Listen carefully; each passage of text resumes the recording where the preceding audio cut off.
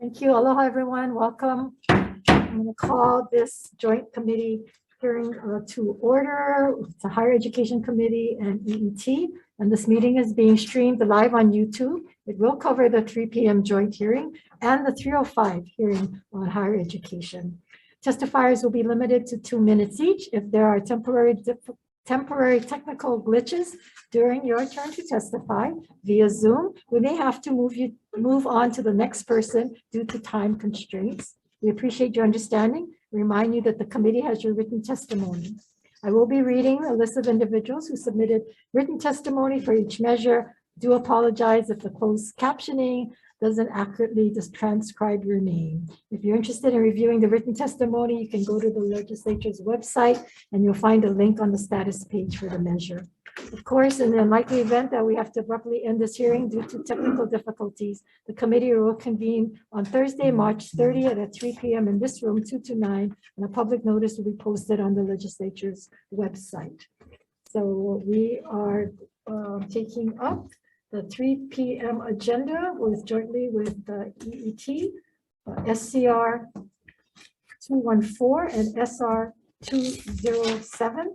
And this is requesting the University of Hawaii to establish a reliable, independent, and transparent methodology to assess effects of radio frequency emissions generated by wireless antennas. And the first testifier is Matt Matsunaga.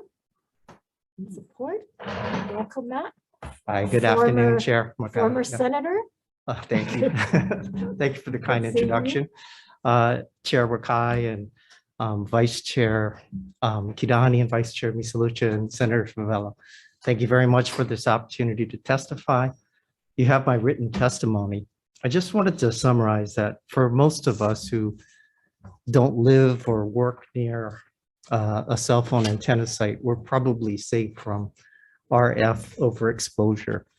But unfortunately, if you're a roofer, a window washer, a painter, sheet metal worker, HVAC worker, firefighter, and that your job requires you to go near a cell phone antenna site, perhaps on the roof, because those antennas are often camouflaged on the roof, you might be putting yourself in the danger zone of overexposure to radio frequency.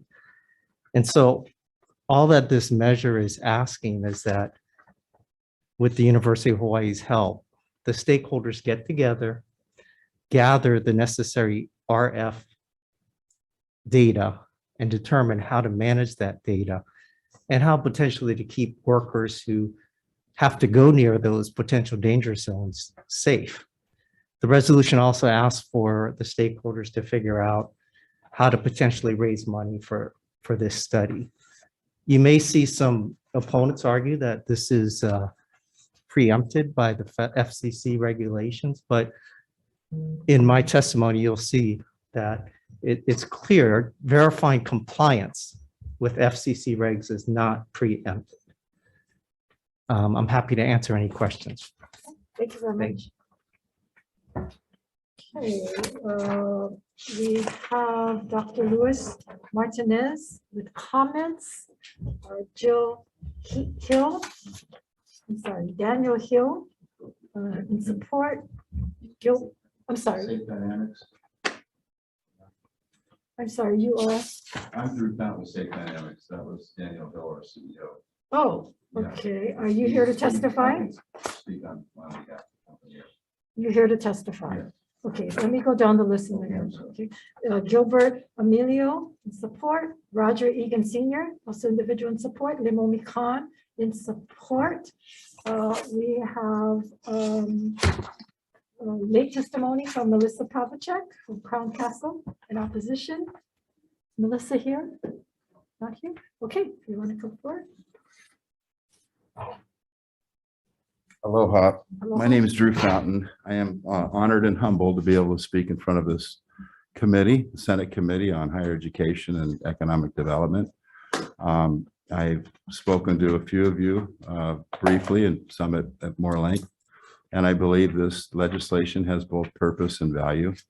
As Matt mentioned, the ability for the state of Hawaii to be able to get the stakeholders together to look at a system that would ultimately provide RF safety for workers, I think is invaluable. I think the cost to the state is minimal because at a later date, the state could reconvene and figure out how to put it on a larger scale and deal with that. So again, a lot of you may not know the issue. Insurers will not insure wireless sites because of the risk of RF radiation exposure. They pulled out in 2018.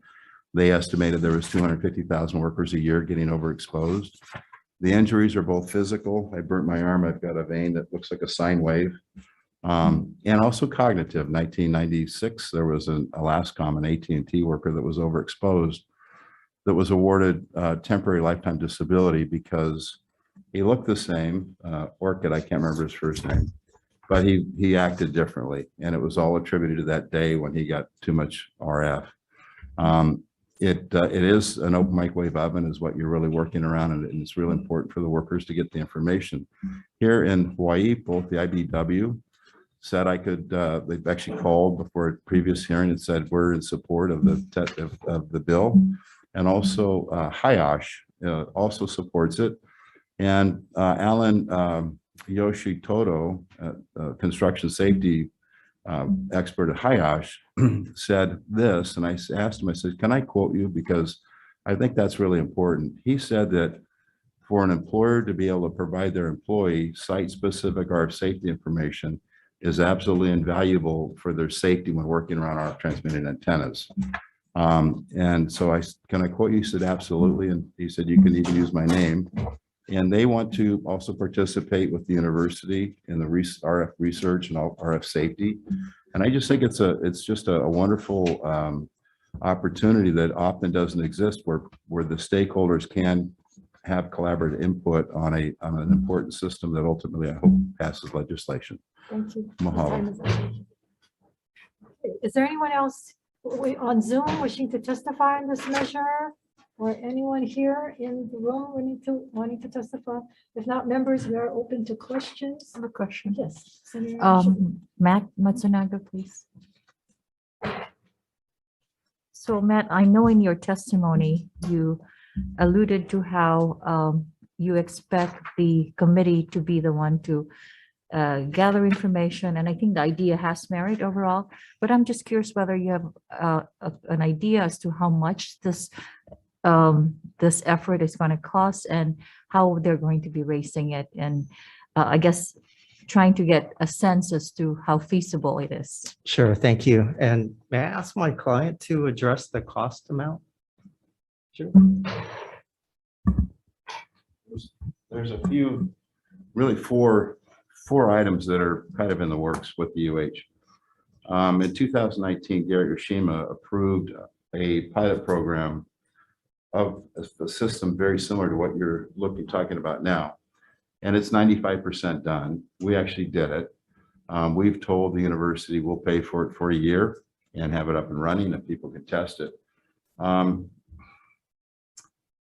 don't remember his first name, but one of the executives at the University of Hawaii Research Committee, Vasilis, mentioned it would be nice if this actually included the higher education public colleges, which would include the other counties. And so I spoke with our people and he also said we can find some grant money, and HIOSH said there's some grant money through National OSHA. But I also spoke with our company that said, we would also consider helping that quite a bit too.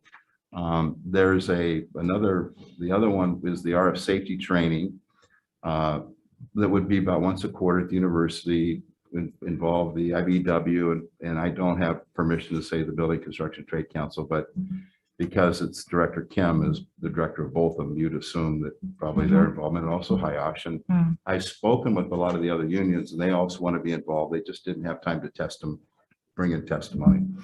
That would be once a quarter. I think we looked at that cost as about $2,500 per session, somewhere around there. The other one is a 5G research at the University of Hawaii. That would involve looking at the effects of 5G emissions on medical, industrial, avionics, and critical probably processes in the hospital. So 5G is a lot of is being deployed on the outside, but it's also being deployed inside buildings, and it's taking over for Wi-Fi. So it's important to see, is it going to impact this machine? And maybe that's a life-saving machine. And be able to check off the box, no. Just make sure you spent a few minutes making sure those frequencies don't overlap, Right. which was somewhat So- similar to what happened at the airports. But So- anyway, those are if that helps. All right. To clarify, you are not asking for any appropriations from the state, No, that this will be raised Zero. by thank you. grants and Yes. other monies. Thank you, Chair. Thank you. I have a question now. So have you folks been in contact with the university as far as them being willing to establish the process and bringing the parties together? I assume that they're bringing the parties together. Yeah, so we've had meetings with both Vasilis and Garrett. Vasilis is, and I certainly don't want to speak for him, but his thoughts were maybe RCUH could potentially administer this, but it's still a ongoing process of working with Garrett and Vasilis to determine the best way to administer this. Okay, they are willing to. Yes. Okay. Members, any other questions? I'm just curious. Senator Kidani? Sorry, I'm just curious as to why FIOS didn't provide written testimony, because you're speaking for them and. Yeah, I think that with a lot of places, it has to go through the chain of command. I met the director of labor here yesterday. Nice lady. She knew Alan. I told her about it. She goes, "Oh, that's great." I said, "Yeah, you've got a lot of nice people that work for you."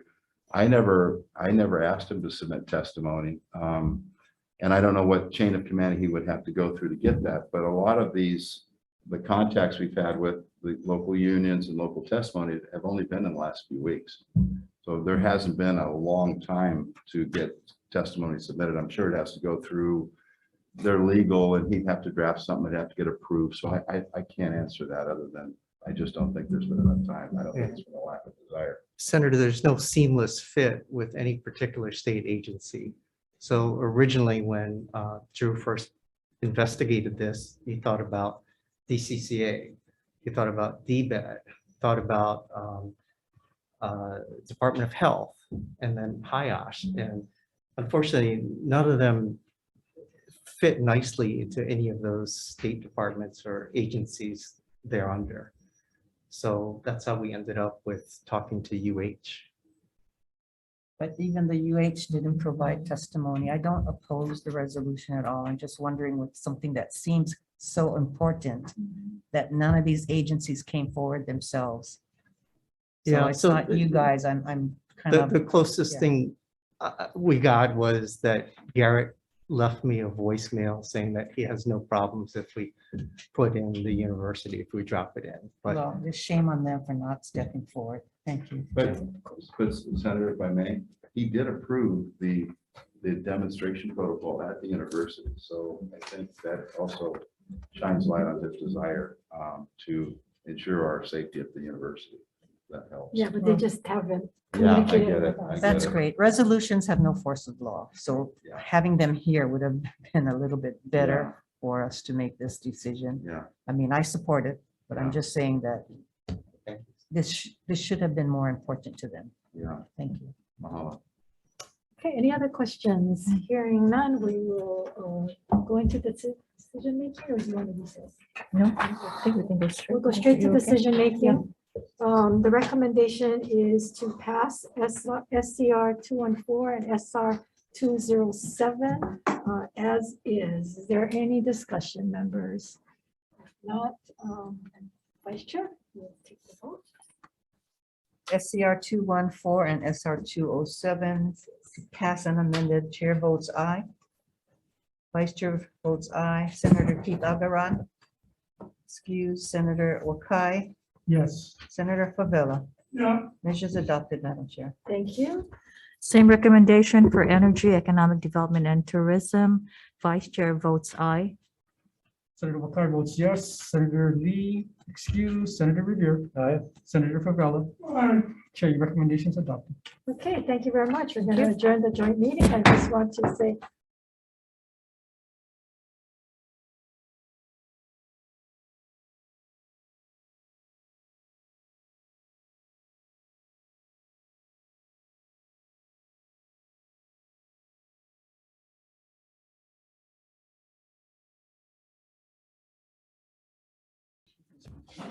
You did get our vote, didn't you?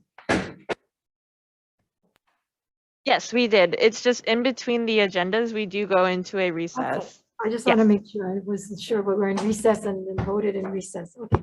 We are on, I'm not going to read the housekeeping announcements because I just already did that. So we're going straight on to Senate Concurrent Resolution 132 and Senate Resolution 116, requesting the University of Hawaii to report on the Pamatasan Council's system-wide efforts to improve the status of Filipinos at the University of Hawaii.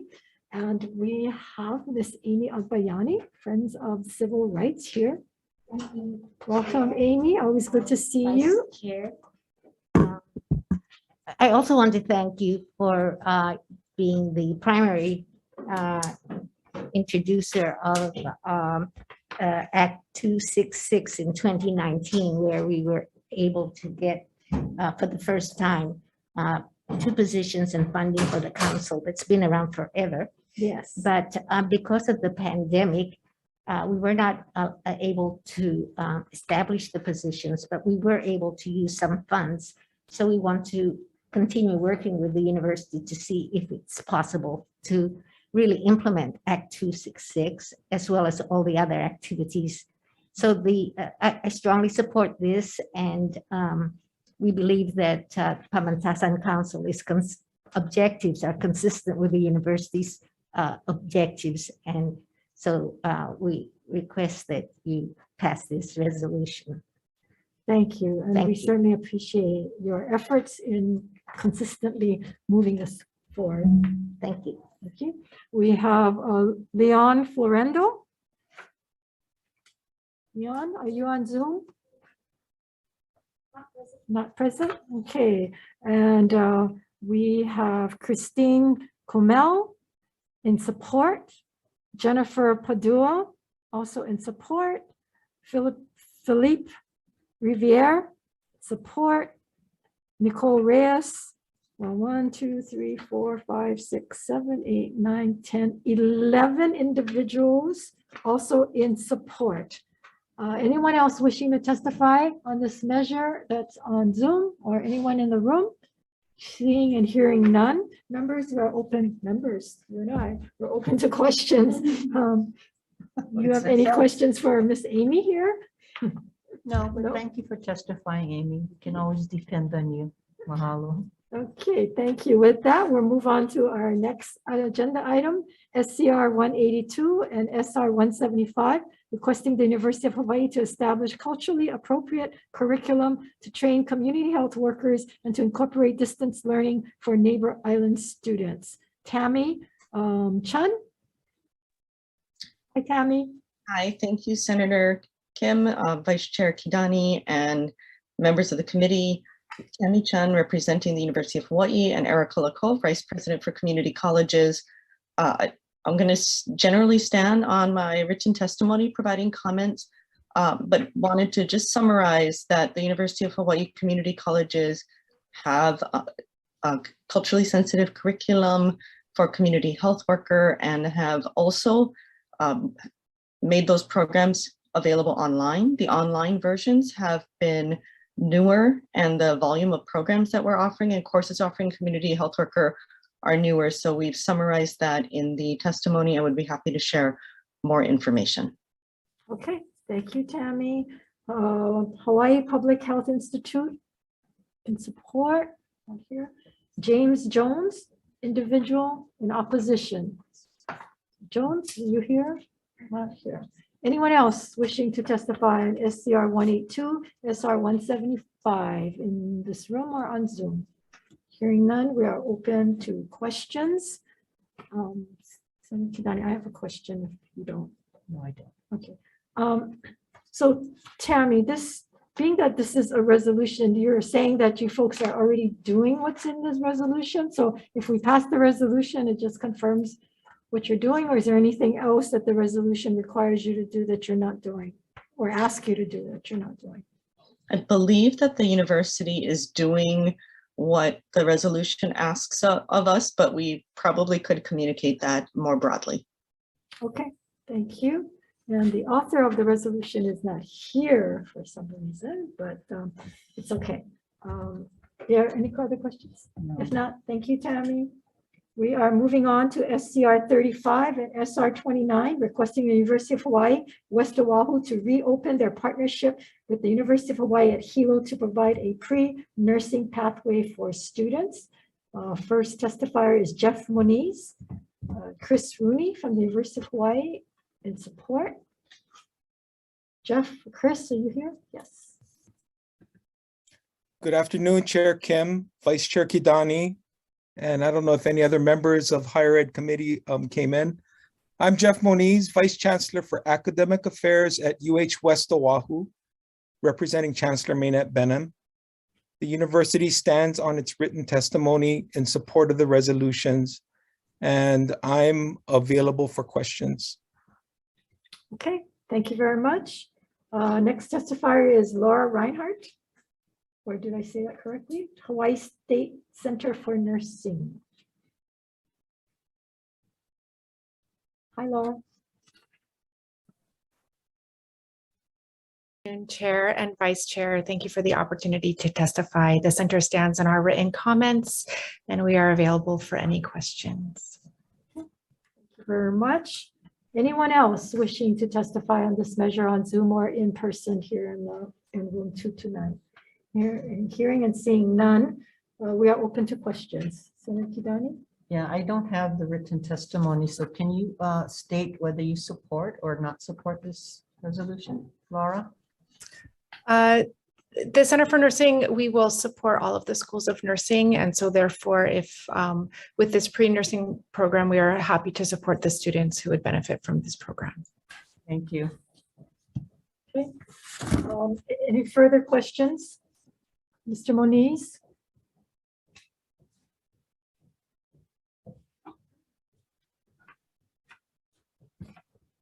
Jeff Moniz, are you still I'm here. I'm here. They're not starting my video and so on. Hi. Okay, well, perhaps you can enlighten us. I mean, West Oahu had the nursing program, right? We had that pre-nursing during a grant, the Okay. partnership with Hilo. Okay, and then I guess the grant went away and then you folks terminated that program at West Oahu? Yes, the intent of the grant, as far as my understanding, was to try to help us to eventually have our own program. And unfortunately, we don't, I mean, I personally would love to have our own program, but we don't duplicate within the system, especially when there are 2 other 4-year campuses with the program already. So what was the purpose of the grant then?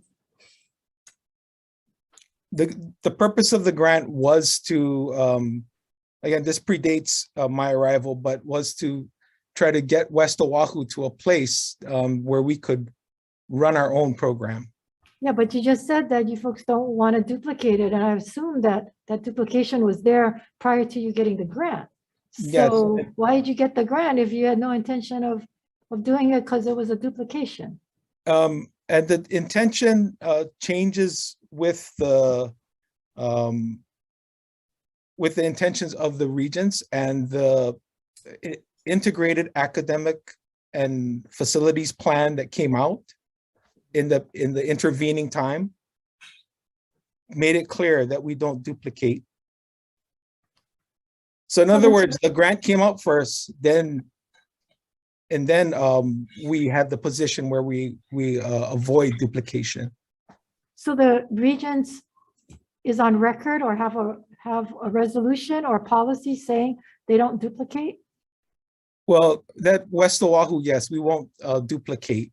We avoid duplication. I believe that's the wording in the policy. Right, but if there's what happened if there's a need? Well, that I don't have the authority to answer that question. No, but you folks had the grant and to look at whether or not you should have a program there. So wouldn't you have looked into how many students from the west side are actually going into nursing? What's the demand on the west side for healthcare and nurses? Do we have a shortage in that part of the island? Is that stopping the students from going into it because they have to travel too far in order to get a nursing program? Because there is no nursing program from KCC on down to the entire west side. Yes. And so we have resolutions asking that HCC also have some kind of a program. So if you have this grant, I can't imagine what was the results. Did it not show that there's some need on the west side? There definitely is need, and that is apparent. And of course, healthcare across the board is a big area of growth. But yes, there is a need. There's demonstrated need. The need is increasing, which is why we try to be responsive, and we want to be responsive, and we will find a way to work with both Hilo and Manoa. So we're opening up 2 pathways. I get, Jeff, I'm just really flabbergasted at this whole thing. You said there's a need. You folks had a grant. The university, the president has 3 pillars, and one of it is healthcare. And yet you folks didn't do anything to go to the regions. If the regions are saying we don't want duplication, to say, hey, there's this need. And where's the duplication on the west side? There is none. And the state is in dire need of nurses. So I don't understand, and I'm not even sure why isn't the chancellor here testifying on this important issue? That is a matter of her personal concern. Is she in the campus today, available at all? No, she's unavailable. Okay, Senator Kidani, do you have any questions? No, I'm just very, very frustrated with this chancellor and the responses from Mr. Moniz. You guys should be ashamed of yourselves. This campus was built for the students on the west side of Oahu. For the past 50 years, the growth has been on the west side of Oahu. The amount of care homes and facilities that need nursing students and nursing professionals is tremendous. It was a thriving program, and at the stroke of her whim, the program was gone. And it was not a duplication because they were working with Hilo. So I think you should get your facts straight, or else get the University West Oahu Chancellor here to answer the questions. I am just so frustrated with your guys' answers and responses. Thank you, Madam Chair. Welcome. Okay, with that, we will move on to our last item on the agenda, which is Senate Concurrent Resolution 215 and Senate Resolution 208, requesting various state government entities to take certain actions to effectively leverage educational resources in the state to ensure career readiness, workforce development. And first testifier is Deborah Halbert from University of Hawaii with comments. Hi. Come forward. We just stand on our testimony at this point, but I understand that you'll probably have questions. Okay, and your comments are? Do you want to give us further since on your comments?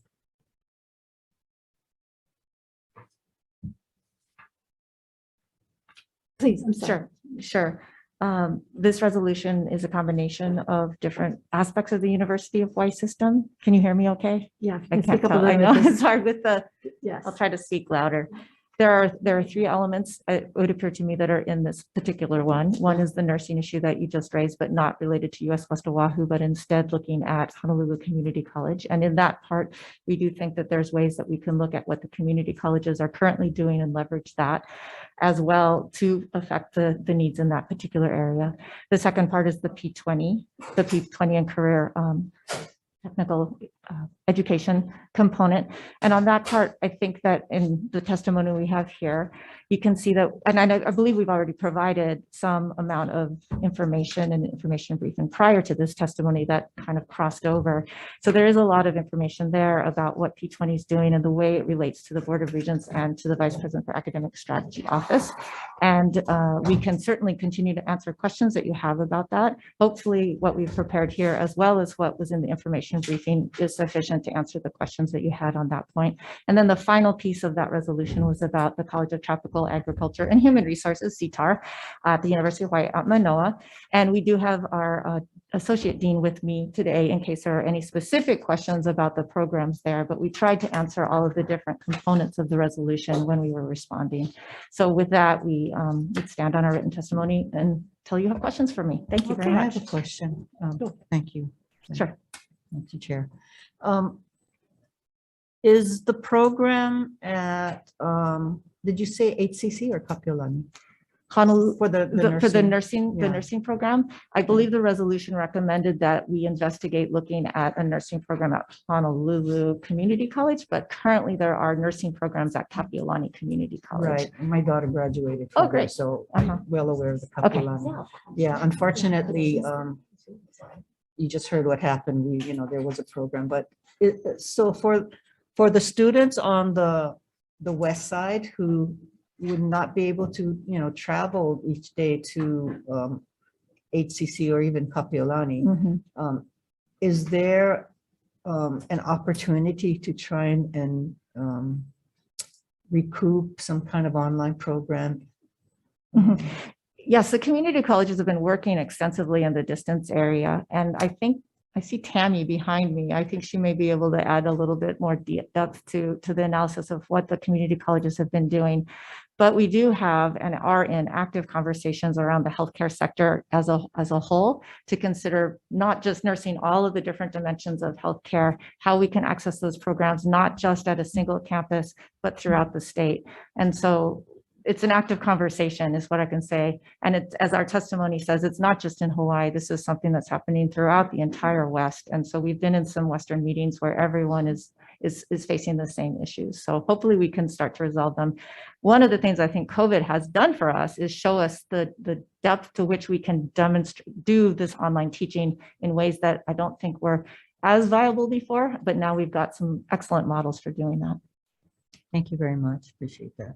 Thank you. Yes, because of what's happened at West Oahu and having nothing from Manoa and Kapiolani Community College, the whole West Side, Kalihi, that whole area, which we have more than our share of care homes and healthcare facilities, and we serve so much of the public that's in need, and yet we don't have any of the programs at the community college in that area or in the four-year college. And so it is very frustrating for us and for our constituents in that area. And yeah, and now with the cost of gas and so forth, that, having for them to have to travel so far. So it's sad that we have to put in resolutions or bills to get the university to recognize that there is a need. As you heard, West Oahu said there is a need, but they didn't do anything about it. They did away with the program. So that's, very troubling. But thank you. Tammy might have something to say. I thought she was raising her hand. I'll just mention that Leeward Community College has a nursing program that's offered by Kapiolani.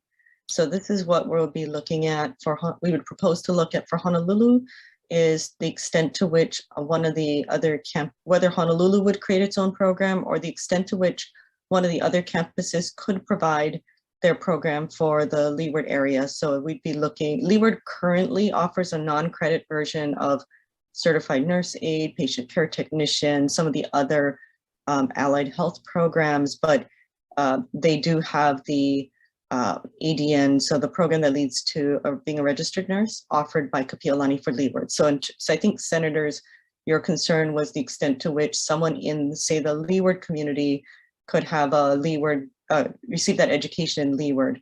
And we do have that at the nursing level for community college. So we would also look at that for Honolulu. Yeah, I specifically introduced this measure so it could be broad and that let the university decide which is better to have a program with Kapiolani or whether its own program. And I know there is cost involved and so forth. So you folks are better to determine that. But again, at the same time, we would hope that there would be some proactivity in looking at what's the need of those areas and how do we serve that need. So anyway, thank you. Thank you, Tammy, for speaking on this. Thank you. Anyone else wishing to testify? Yes, Senator Favela, please. You know, with my two colleagues, I totally agree. I live in Ever Beach. In the last 10 years, even before I came on senator, we have the highest in our community from the west side. All my cousins, all my family members from Nanakuli and Waianae had to go to Honolulu Community College. And it's very, very trying on them because they have to catch the bus. So the university, and since I've been here, we've been talking about this for a while. When I first got here, I seen how small amount of money that the University of West Hawai'l gets from all the rest of the university. So to me, I think it's a disconnect. We need to emphasize, and thanks for this bill, and at least something is trying to happen, but we really got to encourage to build something up in our side of the island because that's where the growth is and that's where the need is for this whole medical program. My daughter will have to come into town to go to the medical program. She's not going to be able to go West Oahu. And she doesn't even have a driver's license. So look like I can be the guy driving her. So you know what I mean? Thank you guys. Appreciate it. They used to have a program, the chancellor decided. So don't get me started on that. She's already started. Okay, Nicholas Comerford, Dean Comerford, are you here?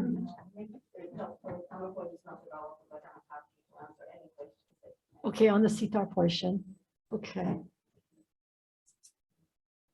I'm Anya Petrolek. I'm the Associate Dean for Academic and Student Affairs at CTAR, and my accent is Polish, by the way. That's why it sounds so funny. So the dean is opposed to the portion that studies or audits CTAR. Can you explain his? My understanding is that UH have answered all the concerns that were shown in this resolution. And based on our answers and the fact that lots of them actually assumptions were unfortunately, fortunately incorrect, Dr. Comerford does not believe that we should be added it at this moment. But I'm happy to address any of the concerns that were listed here in this resolution. Okay, well, I understand that this addition to the resolution are concerns raised by some of my colleagues in conjunction with their dealings in other areas having to do with CTAR. And this is not the first time. Over the years, there have been questions. And so I believe they feel that we need to have some kind of study to look into some of these issues. And I don't know that it would be bad to have that. I mean, if you're working on it anyway, then that should show up as the study is done. Yeah, so this is basic. So there were 5 or 6 major concerns that were raised in this resolution. And the first one had to do with the budget for one of our departments. And unfortunately, information provided in this resolution that the budget for that department has dropped by 30% is incorrect. Since Dr. Comerford came to our college, actually budget for this specific department, for all the departments, an increase, because our entire administration believes that the money should be where the work is done. So we actually managed to allocate more money to each of the academic programs, so each of the departments that ever. And just in case of this specific program, that is MDBE, that we are saying that the budget was cut. When Nick Comerford was appointed the dean, at that point, department was receiving $60,000 a year to cover the expenses, including graduate students and TAs and other expenses. And in 2022, they have received 225,000. So I think that the concerns here are not correct. So that's what I'm here to address. So the one of them that the budget was cut is incorrect. The other thing is that the hands-on learning for the students in that department has been decreased. That is also incorrect. And they were saying it's because of the budget cut, but the department has received so much more money than in the past, and it's up to really faculty, which I came from the faculty before I've been in this position. I've been faculty at university for almost 20 years, and it's up to faculty how to run the academic programs. This is faculty kuleana. But we don't ourselves, we do not see any reasons why this resolution states that our interdisciplinary approach has been reduced and things like that. And actually, in this specific department, we have a number of faculty from Jackson and other colleges serving on the graduate faculty and on the graduate student committees. So I think the reason why Dr. Comerford is opposing this is because the information is not correct. Okay. Thank you. Members, any questions? Yes, thank you very much. Thank you very much. Okay. Since there are no other items on the agenda, we're going to go into recess.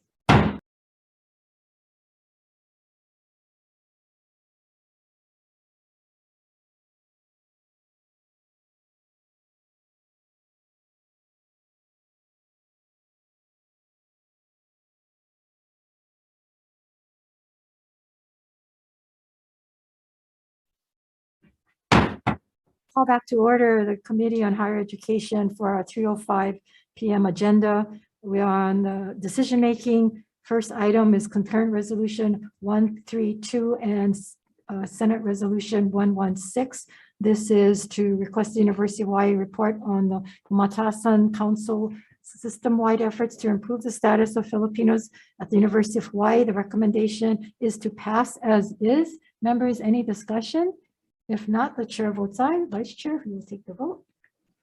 For SCR 132 and SR 116, pass unamended. Chair votes aye. Vice Chair votes aye. Senator Keith Agaran, excuse. Senator Wakai, excuse. Senator Favela.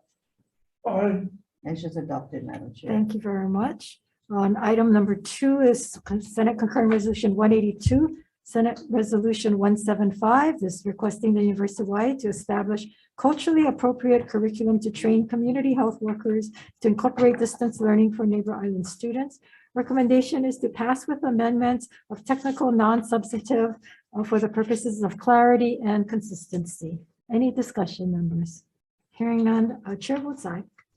So SCR 182, SR 175 to pass. With amendments. Pass with amendments. Chair votes aye. Vice Chair votes aye. Senator Favela. Aye. Measures adopted. Thank you.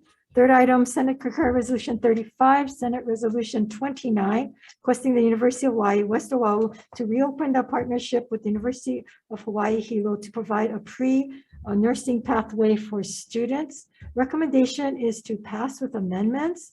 Amend the title to read, requesting University of Hawaii, West Oahu to reestablish their partnership, the University of Hawaii at Hilo to provide a nursing pathway for students. I'm not sure what changes. Establish. Okay, instead of reestablish. Okay.